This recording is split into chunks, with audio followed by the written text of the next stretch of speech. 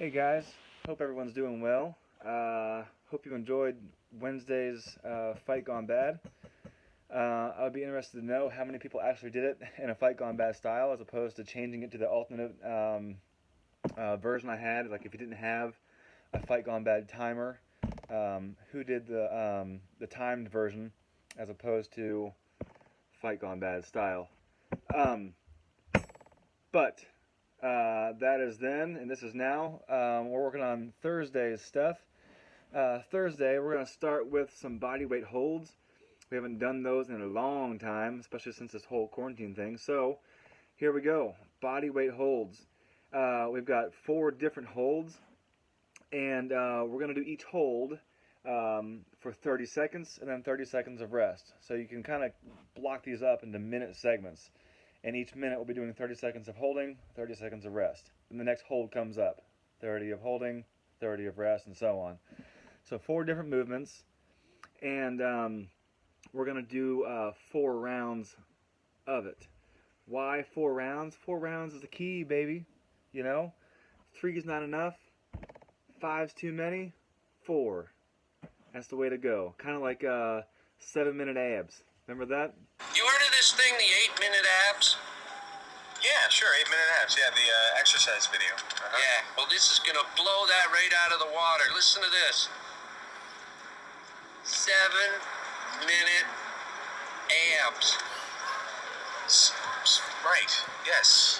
Okay, all right. I see where you're going. Think about it. You walk into a video store, you see 8-minute abs sitting there. There's 7-minute abs right beside it. Which one are you going to pick, man? I would go for the 7.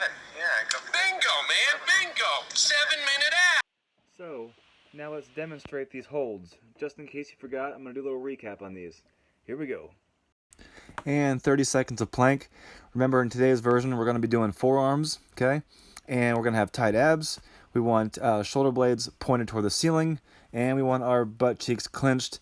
That combination creating a nice straight line from our shoulder down to our ankle. After 30 seconds of rest, after the plank, we go into 30 seconds of Chaturanga hold.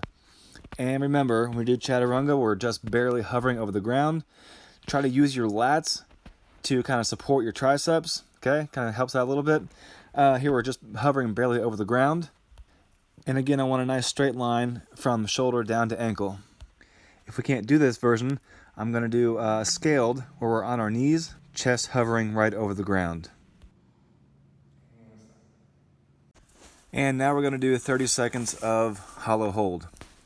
And remember, the objective in hollow hold is to clench your abs together and get your low back sucked down to the ground so that there's no disconnect in your core, creating a gap between your low back and the ground, okay? So everything nice and tight, low back sucked down to the ground. I want arms overhead. I want feet, 10, 12 inches above the ground, heels together, toes pointed, and we're going to hold this position right here for those 30 seconds. If we can't do that, we're going to do a scaled version, and it's more of a V-up, okay? I'm going to show you that in just a second. And your V-up is taking your legs and your hands and bringing it more into a V or a U shape and relieving some strain or stress on the abs. And finally, your air squat hold.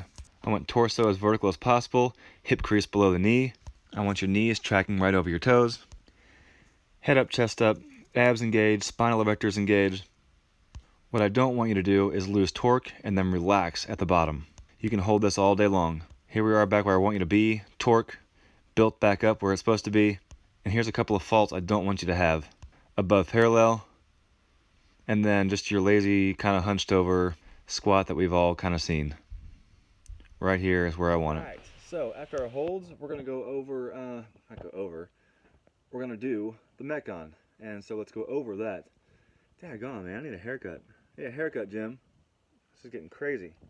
Anyways, and this week we're doing a chipper style of Murph practice, as opposed to last week where we did more of a segmented version, or rounds of, okay?